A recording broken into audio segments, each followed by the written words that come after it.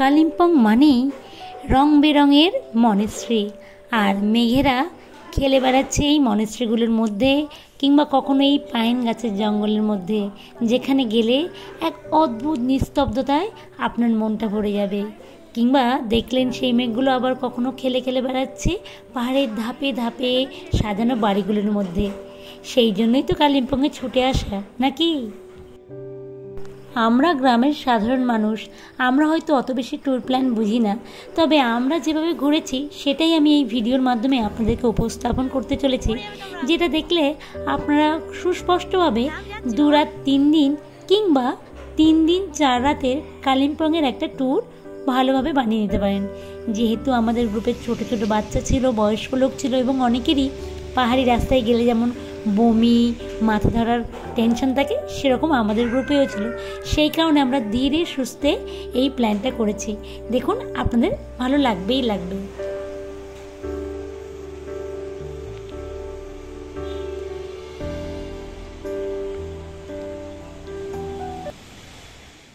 নমস্কার বন্ধুরা, সবাইকে স্বাগতম। কালিম্পং ভ্রমণের সর্বপ্রথম যে বিষয়টি আপনাদেরকে মাথায় রাখতে হবে, যে এখানে আপনি কিভাবে আসবেন। হাওড়া কিংবা শিয়ালদা স্টেশন থেকে এনজেপি কিংবা শিলিগুড়ি যাওয়া পর্যন্ত প্রচুর ট্রেনের অপশান পাবেন। তবে আমরা গিয়েছিলাম কাঞ্চনকন্যা এক্সপ্রেসে, যেটি শিয়ালদা থেকে 8:30টায় ছাড়ে এবং এটি পৌঁছায় পরের দিন সকাল 8:05 নাগাদ শিলিগুড়ি জাংশনে। আমরা চেষ্টা করব এনজেপির পরিবর্তে শিলিগুড়ি জাংশনে যেতে, যেহেতু আমাদের ট্যুরটা হবে কালিম্পং ট্যুর। কালিম্পং ট্যুরের জন্য কিন্তু শিলিগুড়ি যাওয়াটা খুবই দরকার, তাহলে আপনারা কিন্তু একটু খরচটা কমে যেতে পারে। আমাদের প্রত্যেকের টিকিট ছিল আরএসি, কিন্তু ট্রেন ছাড়ার আগে কনফার্ম হয়েছিল এবং আমাদের প্রত্যেকের সিট পড়েছিল S1 কোচে, একটু ছড়িয়ে ছিটিয়ে, তবে বেশ মজাদার হয়েছিল। স্লিপার কোচে আমাদের খরচটাও কম হয়েছিল, ভালো লেগেছে। গরমটা একটু ছিল, কিন্তু রাতের দিকে অতটা মালুম হয়নি।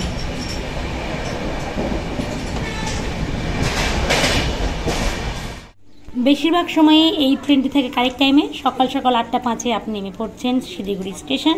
সেখান থেকে একটা টোটো নিয়ে কিংবা হাঁটা পথে, যদি হাঁটা পথটা খুবই মুশকিল, টোটো নিয়ে চলে যান পানি ট্যাঙ্কি মোড়। পানি ট্যাঙ্কি মোড় থেকে আপনি পেয়ে যাবেন কালিম্পং যাওয়ার জন্য শেয়ার জিপ।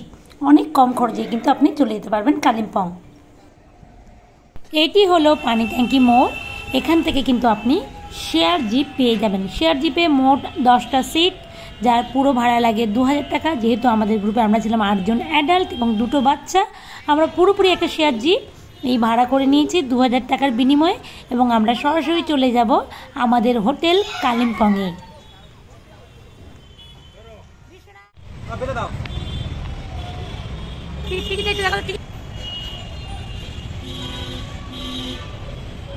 পানি ট্যাঙ্কি মোড় থেকে কালিম্পং যেতে সময় লাগে 2.5 থেকে 3 ঘন্টা।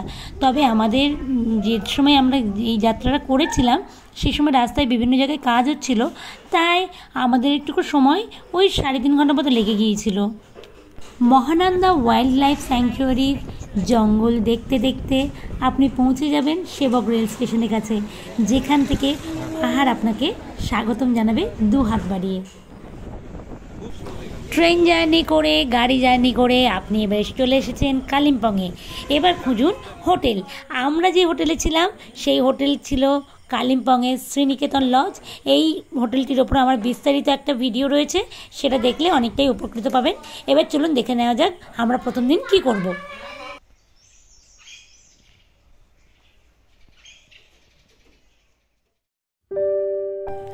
হোটেলে চেক ইন করে স্নান করে নিন, স্নান করে ফ্রেশ হয়ে যান, তারপরে করুন আপনার লাঞ্চটা কমপ্লিট। লাঞ্চ কমপ্লিট করার পরে আপনি একটুকু দুপুরে বিশ্রাম নিন কিংবা একটুকু রেস্ট নিন। এরপরে কিন্তু আমরা পাহাড়ি পথে একটু হাঁটাহাঁটি করব। পাহাড়ি ক্লাইমেটে এবং ওয়েদারের সঙ্গে একটু অ্যাডজাস্ট করার জন্য হাঁটাহাঁটি করাটা খুবই দরকার। যেহেতু আগামীকাল আমরা সাইট সিইংয়ে যাব, আজকে আমরা হাঁটাহাঁটি করেই সময়টা কাটাবো। তবে দার্জিলিং কিংবা গ্যাংটকের মতো কিন্তু এখানে কোনো ম্যাল নেই, তবে আমরা এমন একটা জায়গায় যাব যেখানে আপনি অনেকটাই সময় খুব সুন্দরভাবে কাটাতে পারবেন। এসে অ্যাডজাস্ট হচ্ছে শরীরটা, আরুষের মাথা ঘুরছে, বলছে মাথা ঘুরছেও যেতে চাইছে না। মোটামুটি ওই টেবিলের উপর আছে, দেখো একটু ঘুরে ঘুরে দেখি কি কি দেখছি কি না দেখছি, সবই তো আপনাদের সঙ্গে শেয়ার করছি। Real park Kalimpong. Industrial park Kalimpong. এটি জিপ স্ট্যান্ডের একদম কাছাকাছি। মোটামুটি জিপ স্ট্যান্ডকে কেন্দ্র করেই তো বেশিরভাগ হোটেলগুলো গড়ে উঠেছে, তাই আপনার হোটেলের কাছাকাছি কিন্তু এই ইন্ডাস্ট্রিয়াল পার্কটা পড়বে। এবং এই ইন্ডাস্ট্রিয়াল পার্ক এখানে আপনি আসুন, এখানে কোনো এন্ট্রি চার্জ নেই এবং এটা খুব সকাল সকাল খোলা হয় এবং অনেকটা রাত পর্যন্ত খোলা থাকে। এখানে একটা ক্যাফেটেরিয়া রয়েছে, এছাড়া বাচ্চাদের বিভিন্ন দোলনা, বিভিন্ন রাইডের সরঞ্জাম রয়েছে, যেগুলোতে বাচ্চারা কিন্তু অনায়াসে অনেকটা সময় কাটিয়ে দিতে পারবে। ফটো তোলারও বেশ আইকনিক জায়গা বলতে পারেন। এছাড়া এখান থেকে পাহাড়ের কোলে যে বাড়িগুলো হয় সেগুলো আপনি দেখতে পাবেন। এইভাবে আপনি অনেকটা সময় কিন্তু এখানে বসেই কাটিয়ে দেবেন এবং আপনার ভালো লাগবে। তাহলে আজকে প্রথম দিন আমরা কিন্তু কালিম্পংটা এইভাবেই ঘুরে শেষ করছি। এবার চলুন শুরু করা যাক নেক্সট দিন।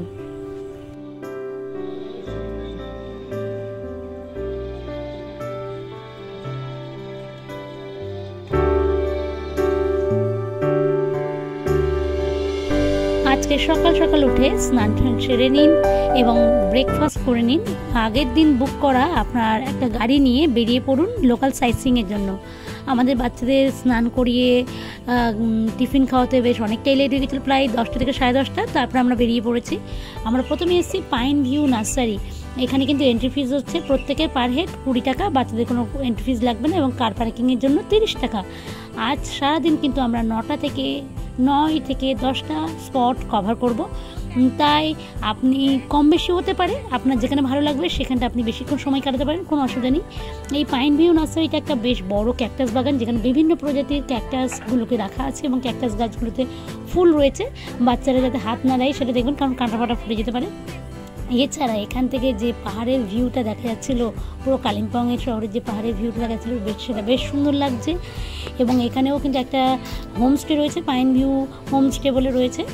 এবং এছাড়া আমি এখানে একটা গাছ দেখলাম, এই গাছটার ফলটাও আপনাদেরকে দেখাচ্ছি। দেখুন, এটা চিনতে পারেন কি আমি তো বুঝতে পারলাম না, বেশ অন্যরকম। এবং এখানে বিভিন্ন একটা বাড়ি করা রয়েছে। এইভাবে দেখে আমরা প্রথম স্পট থেকে এবার চলে যাব নেক্সট স্পটের দিকে। এর পরের গন্তব্য কালিম্পং ফরেস্ট মিউজিয়াম। এখানে প্রবেশ মূল্য 5 টাকা। এখানে সচরাচর লোকজন খুবই কম আসে, তবে এখানে বিভিন্ন পশু পাখিদের সংরক্ষণ করে রাখা আছে।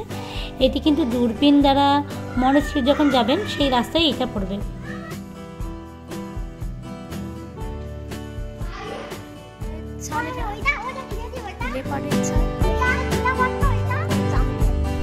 এবার চলে আসলাম কালিম্পংয়ের বঙ্কিমচন্দ্র পার্কে, যেটির প্রবেশ মূল্য হচ্ছে 15 টাকা। তবে আমরা যে সময়টা গিয়েছিলাম প্রচণ্ড কুয়াশা ছিল বলে বিশেষ কিছু দেখতে পাইনি। তবে একটু ওয়েদার পরিষ্কার থাকলে কিন্তু এখানে যারা রিলস ভক্ত, রিলস করার জন্য পুরো একদম উপযুক্ত জায়গা।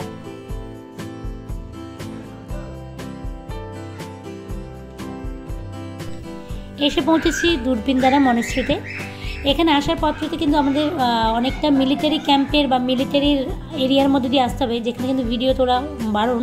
কিন্তু এখানে যখন এসে পৌঁছালাম দেখলাম মেঘ এবং রোদের খেলা চলছে এবং এইখানকার যে মনেস্ট্রিটা এত সুন্দর রং এবং এর ভিতরে যে সূক্ষ্ম সূক্ষ্ম কাজগুলো রয়েছে সেগুলো দেখতে কিন্তু অনেকটাই সময় লাগবে এবং এখানে ছবি খুব সুন্দর সুন্দর আসবে।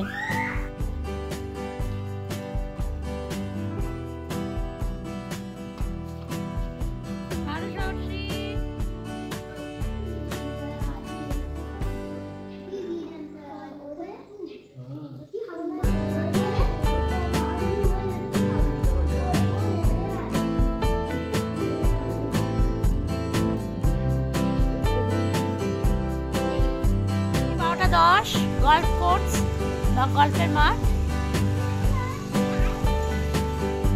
গল্ফ কোর্স এমনিতেই বলা হয় যে গল্ফ কোর্স হচ্ছে রাজাদের খেলা, রাজাদের খেলা।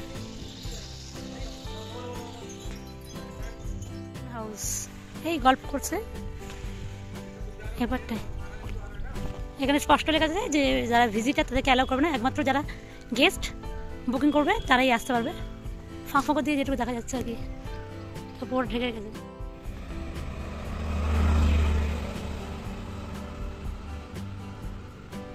সাড়ে 12টার মতো বাজে এবং আমরা চলে এসেছি গৌরীপুরে। এটা গৌরীপুর রবীন্দ্রনাথের স্মৃতি বিজড়িত এই জায়গাটি এবং এর পাশে এই যে বাড়ির সামনেটা এইরকম। আর রবীন্দ্রনাথ ঠাকুরের নিজের হাতে পোতা উনি রোপণ করেছিলেন এই দুটো গাছ, কর্পূর গাছ। ওনার পাতা এই দেখুন, এই এক কাকু আমাকে কুড়িয়ে দিচ্ছেন। হ্যাঁ, কাউ কি এখানে কাজ করেন নাকি? কাজ করছেন? আচ্ছা আচ্ছা, আমাদের সিভিল লাইন এটা বালবিয়ে পাস। আচ্ছা আচ্ছা আচ্ছা, এইটা কি বেশ শুকনো না? আচ্ছা, উনি পাতাটা মরে দিয়েছে। এটা হচ্ছে কর্পূর পাতা। একটু গন্ধ আছে, পুরোপুরি অথচ পাচ্ছি তা না। আচ্ছা, ওটার নাম জানি না। এই কর্পূর গাছ এই দুটো, হ্যাঁ, থোড়া সা স্মেল আ রাহা হ্যায়। রবীন্দ্রনাথ ঠাকুরের স্মৃতি বিজড়িত এই জায়গাটি ঘোরার পরে আমরা এবারে চলে যাব ডেলো পাহাড়ের দিকে। তবে ডেলো পাহাড়ে যাওয়ার আগে সেই রাস্তায় পড়বে গার্ডেন থারপা চোলিং মনেস্ট্রি। এই মনেস্ট্রিটা ঘুরতে একদম মিস করবেন না। আমার মনে হয় কালিম্পংয়ে এসে আমরা অনেকে এদিক ওদিক অনেক জায়গায় যাই, কিন্তু এই মনেস্ট্রিটার ভিডিও আমি কোনো ইউটিউবে তত বেশি দেখিনি। কিন্তু এই মনেস্ট্রিতে এসে সত্যি বলছি এত সুন্দর লাগছিল, এবং এখান থেকে কালিম্পং শহরটার ভিউ এত সুন্দর, সেটা আপনি না আসলে বিশ্বাস করতে পারবেন না। বুদ্ধমূর্তির সামনে থেকে ভিডিওটা করছি। এই সামনেটা এরকম লাগছে, মানে বুদ্ধমূর্তি পুরো যেন বুদ্ধদেব পুরো কালিম্পং শহরটাকে কি সুন্দর আগলে রেখেছে। দেখুন এই সাইডে বাড়ি ঘরগুলো আস্তে আস্তে কুয়াশায় ভরে যাচ্ছে। আমি ক্যামেরার দিকে তাকাবো না, জায়গাগুলোর দিকে তাকাবো বুঝতে পারছি না। আপনাদের জন্য এই ছোট্ট প্রচেষ্টা, আশা করি ভালো লাগবে আপনাদের সবাইকে। পুরো ভিডিওটা কিন্তু দেখতে। এই মনেস্ট্রি থেকে বেরিয়ে আমরা সরাসরি চলে এসেছি ডেলো পাহাড়ে। ডেলো পাহাড়ে এখানে এসে আপনি আপনার লাঞ্চটা কমপ্লিট করে নিতে পারবেন। আমরা এখানে এসেই কিন্তু আমাদের বাবুরা মানে যে বিভিন্ন গাড়ি চলছিল, বাচ্চাদের গাড়ি, সেই গাড়ি চলার একটা বায়না করছিল। যাই হোক, সেই গাড়ি চললো ওরা। এবং এই ডেলো পাহাড়ে কিন্তু বেশিরভাগ সময়টাই আপনি কেটে যাবে আজকে সারাদিনে। তবে দুঃখের বিষয় বড্ড মেঘ ছিল বলে আমরা ওয়েদার তেমন ক্লিয়ার ছিল না বলে বেশি কিছু দেখতে পাইনি।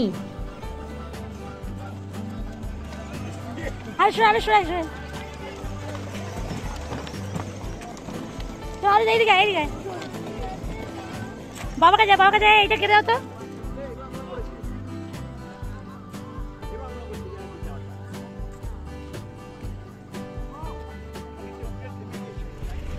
বেলা 3টে বাজে, আমরা চলে যাচ্ছি ডেলো থেকে হনুমান মন্দিরে যাব।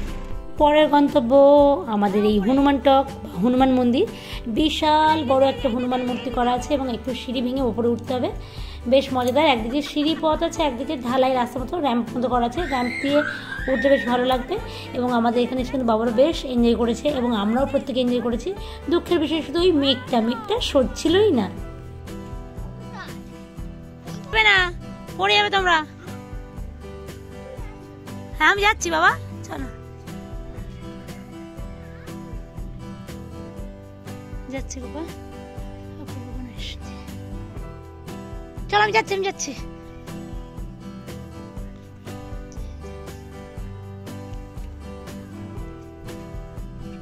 হনুমান টক থেকে নামার পরেই এর পাশেই রয়েছে দুর্গা মন্দির। এখানে মা দুর্গা মন্দির ছাড়াও আরও কয়েকটি ছোট ছোট মন্দির রয়েছে, যেখানে অন্যান্য দেবদেবীদের অধিষ্ঠান রয়েছে এবং এখানে প্রতিদিনই পুজো পাঠ হয়।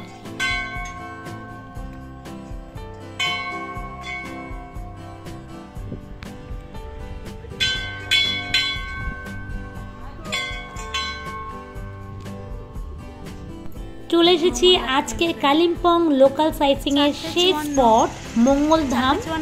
এই মঙ্গলধামটি হচ্ছে পাহাড়ের কোলে অবস্থিত একটা ছোট্ট মন্দির বললে ভুল হবে, সরি, অনেকটা বড় মন্দির। আমার বাবু আরুষ অনেকটা ক্লান্ত হয়ে গেছিলো, ঘুমিয়ে পড়েছিল, তাই ওকে কোলে নিয়ে যাচ্ছিলাম। ভিতরটা অনেকটা বড় জায়গা, যেখানে শ্রীকৃষ্ণের জন্ম থেকে ওনার কর্মজীবন বিভিন্ন মূর্তির মাধ্যমে করা আছে এবং দেখতে বেশ ভালো লাগছিলো। এছাড়া এখানে দেখলাম এনাদের নিজস্ব একটা আশ্রমিক স্কুল আছে, যেখানকার ছেলেমেয়েরা এখানে এসে নিত্যদিনের পুজো পাঠে অংশগ্রহণ করছেন এবং যেহেতু বিকেলবেলার সময় ছিল তাই সন্ধ্যা আরতির টাইমও হয়ে এসেছিল।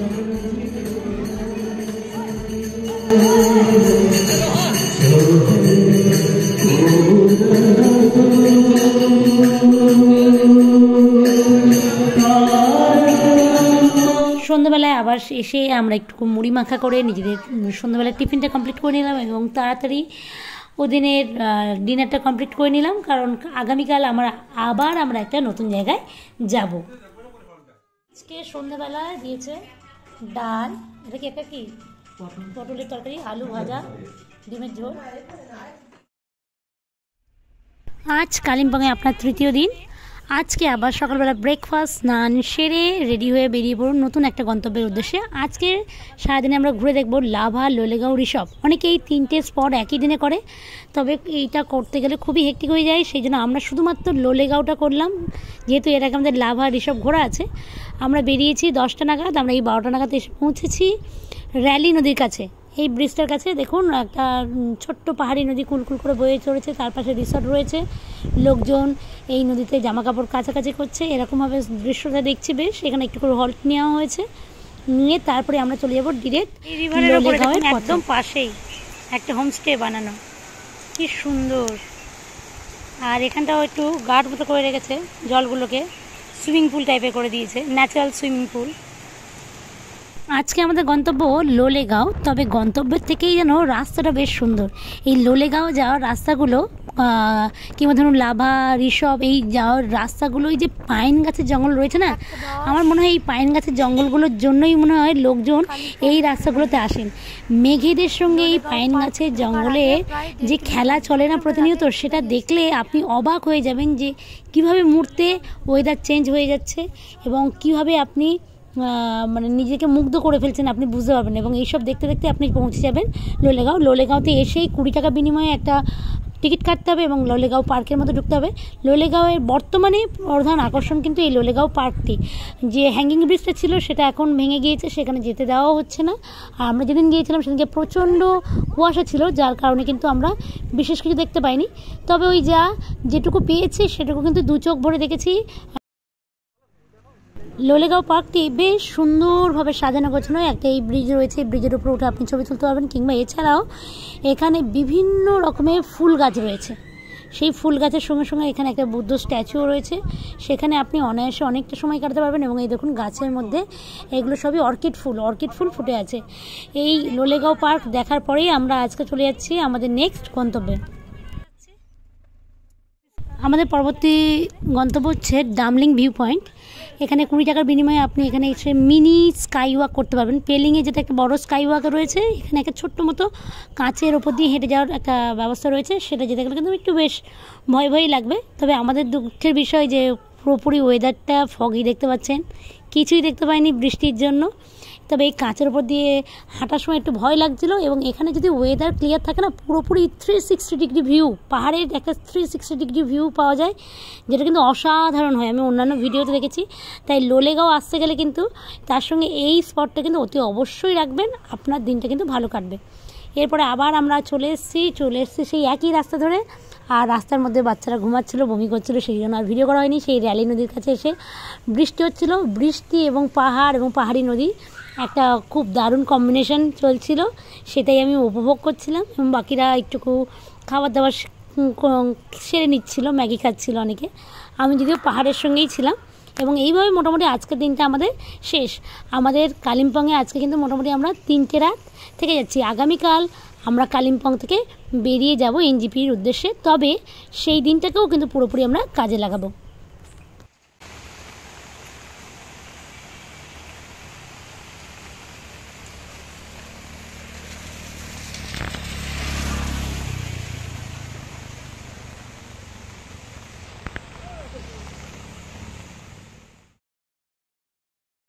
আজ আমাদের ভ্রমণের 4র্থ এবং শেষ দিন।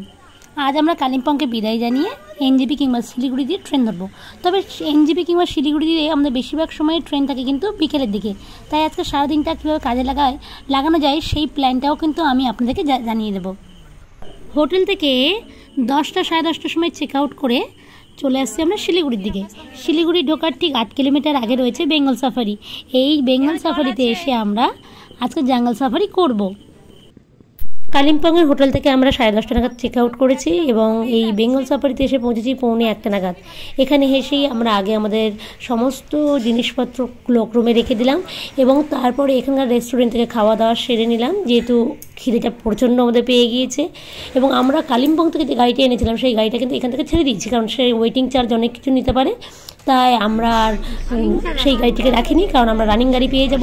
এরপরে আমরা 300 টাকার টিকিটের বিনিময়ে ঢুকে গেলাম বেঙ্গল সাফারিতে এবং সেখানে আমরা অনেক জীবজন্তু দেখলাম। আমার বাবুরা প্রচুর মজা করলো।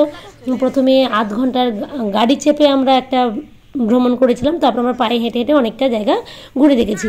এই পুরোপুরি জঙ্গল সাফারির ওপর আমার একটা আলাদা ভিডিও আসবে, যেখানে আমি আরও ডিটেলসে আপনাদেরকে বুঝিয়ে দেবো যে কীভাবে আমরা জঙ্গল সাফারিটা করতে পারি বেঙ্গল সাফারির মধ্যে, এবং কীভাবে একটা সুন্দর সময়টা কাটিয়ে দিতে পারি, রেস্ট নিতে পারি। সেগুলো সবই আপনাদেরকে আমি এই ভিডিওতে আর দেখালাম না, কারণ এই ভিডিওতে দেখালে এটা বড্ড দীর্ঘায়িত হয়ে যাবে। আমি আপনাদেরকে আর সেটা করতে চাইছি না। এরপর 4:30 নাগাদ আমরা এখান থেকে বেরিয়ে পড়ি শিলিগুড়ির উদ্দেশ্যে, এবং শিলিগুড়ি থেকে আমরা আমাদের যথারীতি সেই কাঞ্চনকন্যা এক্সপ্রেস ধরে আবার বাড়ির দিকে রওনা দিলাম। আমি ইতিমধ্যে আপনাদেরকে দেখিয়ে দেবো যে আমাদের এই ভ্রমণে মোট কত খরচ হয়েছে, তাহলে আপনারা একটা বেসিক আইডিয়া পেয়ে যাবেন। এখানে পুরোপুরি সব হিসাবটা আমি লিখে রেখেছি। আমরা ছিলাম মোট বড় 4 জন এবং 2 জন ছোটো, মোট 10 জনের হিসাব করে ধরেছি। এখানে দেখুন শিয়ালদা টু শিলিগুড়ি স্লিপার কোচে ভাড়া হচ্ছে 350 টাকা। শিলিগুড়ি টু পানিট্যাঙ্কি মোড় আসতে গেলে টোটোতে লাগছে 30 টাকা। পানিট্যাঙ্কি থেকে কালিম্পং হোটেল পর্যন্ত লাগছে 230 টাকা। পার হেড মোট টাকা নিয়েছিল আমাদের 2300 টাকা। কালিম্পং হোটেলে থাকা খাওয়া আমরা যে 3 রাত্রি 4 দিন থাকলাম, তার পার হেড প্রতিদিন সব কিছু যদি মিলিয়ে ধরেন 2700 টাকা, এটা আমার ভিডিওতে দেখানো আছে। এবং কালিম্পং প্রথম দিন যে আমরা দ্বিতীয় দিন যে কালিম্পং লোকাল সাইট সিন করলাম, তার জন্য গাড়ি ভাড়া নিয়েছিল 2500 টাকা, পার হেড হচ্ছে 250 টাকা। তারপরের দিন লোলেগাঁও ট্যুর, সেখানে আমাদের পার হেড টাকা নিয়েছিল 3,500 গাড়ি ভাড়া নিয়েছিল, পার হেড হচ্ছে 350 টাকা। কালিম্পং থেকে তারপরের দিন যখন আমরা চলে আসলাম বেঙ্গল সাফারির দিকে, তখন সেই গাড়ি ভাড়া 2300 টাকা, পার হেড 230 টাকা নিল। বেঙ্গল সাফারি এন্ট্রি ও ওখানে খাওয়া দাওয়া করলাম, সব মিলিয়ে হচ্ছে 500 টাকা। বেঙ্গল সাফারি থেকে শিলিগুড়ি আসলাম 100 টাকা, মোট 1000 টাকার একটা ম্যাজিক ভ্যান নিয়েছিল, ম্যাজিক গাড়ি। এবং শিলিগুড়ি থেকে শিয়ালদা ফের স্লিপার কোচে 350 টাকা। এগুলোর মোট যোগ করলে, এই হিসাবটা মোট যোগ করলে হচ্ছে 5,990 টাকা, এবং এছাড়াও আরও 500 টাকা কিন্তু এক্সট্রা লাগবে। এই ধরেই আপনি আগিয়ে চলুন, একটা এরকমই খরচ হতে পারে। ভিডিওটি ভালো লাগলে একটি লাইক করবেন এবং আপনার সুচিন্তিত মতামত প্লিজ কমেন্ট বক্সে দিয়ে যাবেন। যারা এখনও সন্ধ্যাস ভিলেজ লাইফকে সাবস্ক্রাইব করেননি, সাবস্ক্রাইব করার অনুরোধ রইল। ধন্যবাদ।